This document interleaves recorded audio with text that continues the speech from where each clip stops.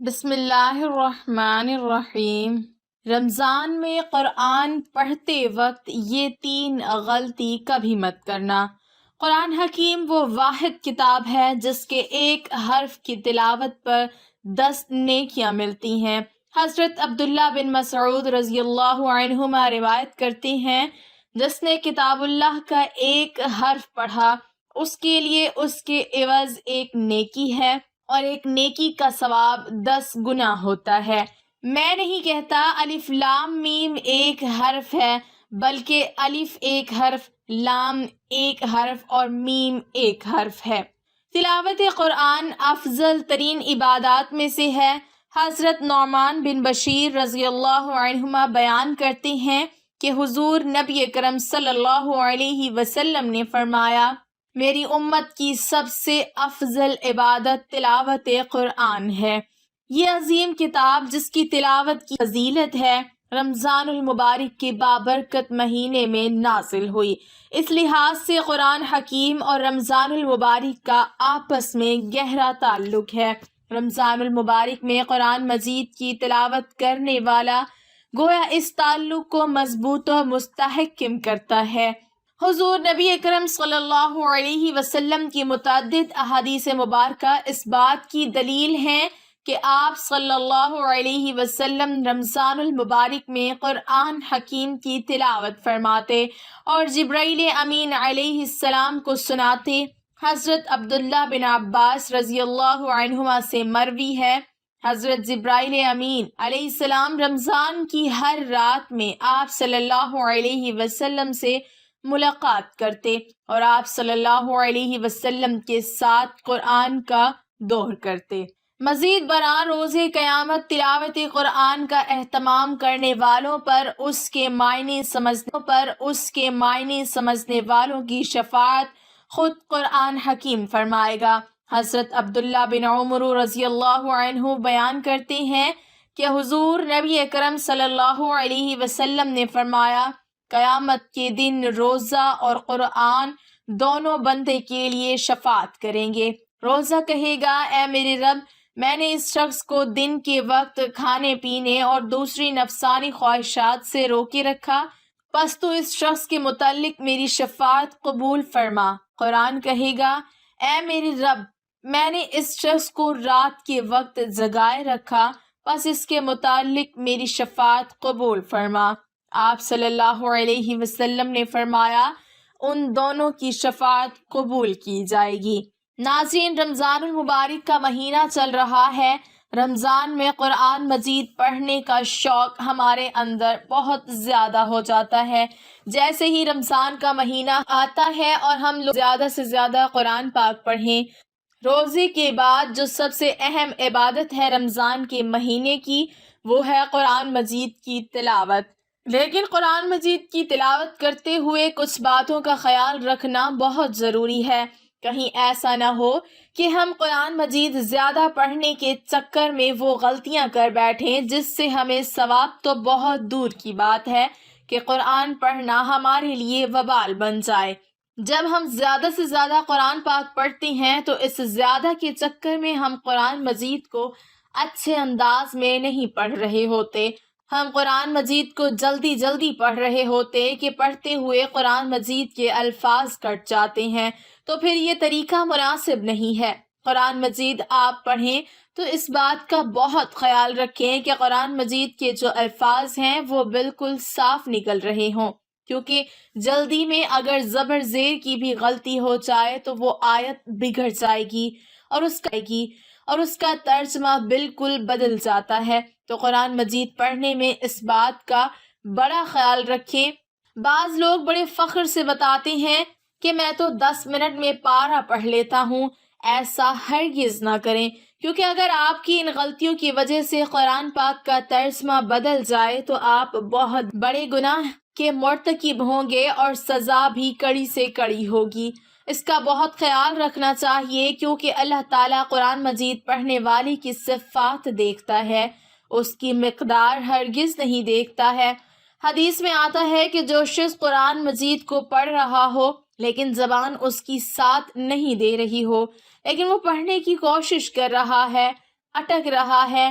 اللہ کے نبی صلی اللہ علیہ وسلم نے ارشاد فرمایا کہ اس اٹکنے والے کو دگنا اجر ملتا ہے، جیسے کہ ارشاد ہے، اور اے حبیب قرآن کو وقوف، اعراب، تمام کیفیات، مفہوم و معنی کے ساتھ خوب ٹہر ٹہر کر پڑھا کریں، ہم ان قریب آپ پر ایک بھاری فرمان نازل کریں گے۔ نمبر 2، قرآن مجید کو صاف آواز میں پڑھنا چاہیے۔ اکثر لوگ قرآن تو پڑھتے ہیں لیکن ہونٹ نہیں ہلتے کہ قرآن مجید کو آپ دل ہی دل میں پڑھ رہے ہوں، لیکن وہ قرآن مجید کی تلاوت نہیں کہلائے گی۔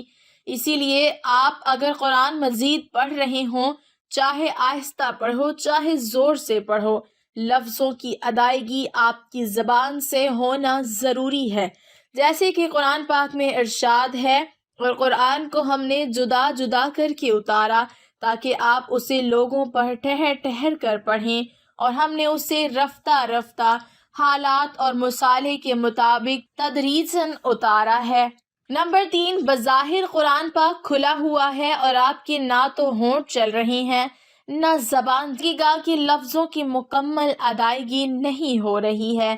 اکثر لوگ بالکل ہونٹ بند رکھتے ہیں، ان کے ہونٹ حرکت نہیں کر رہے، بس نظریں چل رہی ہیں کہ بس لائنوں پر نظریں چل رہی ہوتی ہیں۔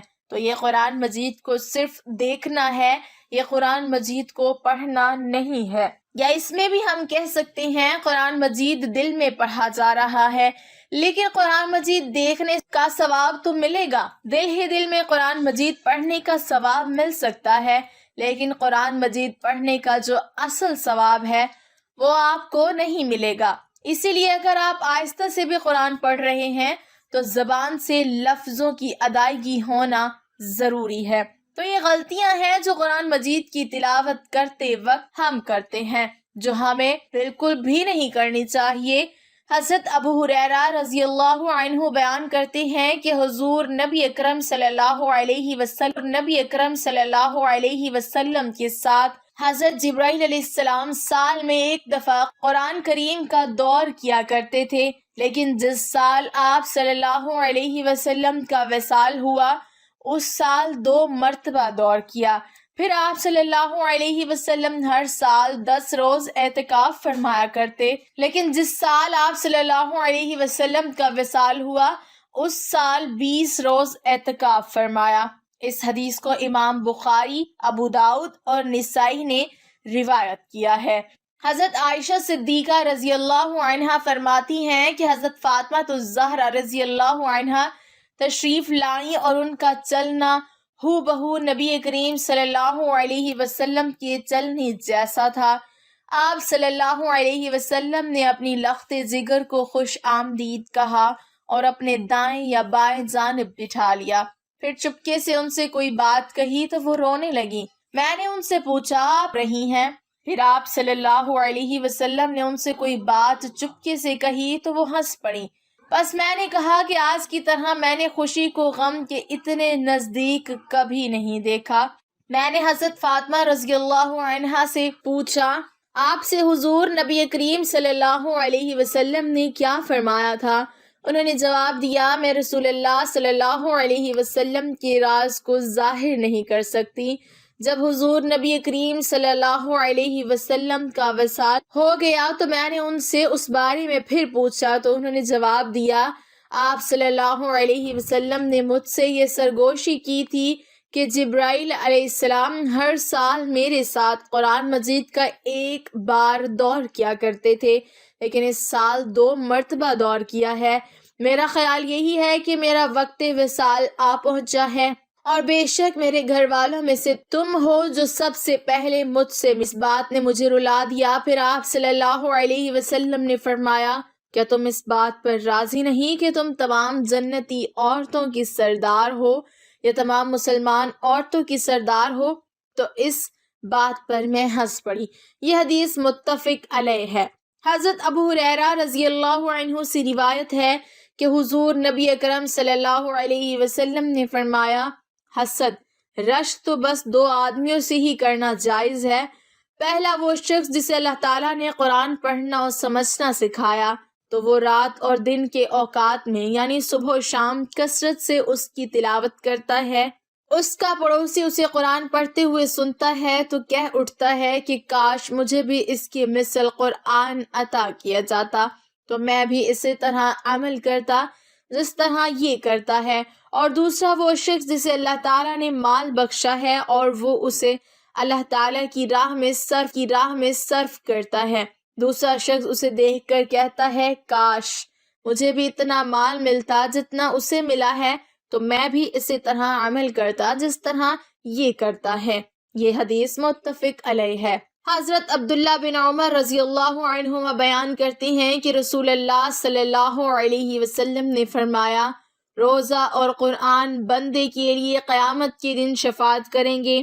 روزہ کہے گا، اے میرے رب، میں نے اسے کھانے پینے اور خواہش نفس سے روکے رکھا، لہٰذا اس کے لیے میری شفاعت قبول فرما۔ اور قرآن کہے گا، اے میرے رب، میں نے اسے رات کے وقت نیند سے روکے رکھا اور قیام اللیل میں مجھے پڑھتا یا سنتا رہا، لہٰذا اس کے حق میں میری شفاعت قبول فرما۔ رسول اللہ صلی اللہ علیہ وسلم نے فرمایا، دونوں کی شفاعت قبول کر لی جائے گی۔ اللہ تعالی ہمیں دین اسلام کی مکمل سمجھ نصیب فرمائے اور ہمیں بہتر عمل کرنے کی توفیق عطا فرمائے، آمین۔ ناظرین، کمنٹ باکس میں اللہ تعالیٰ کے 99 ناموں میں سے ایک نام ضرور ٹائپ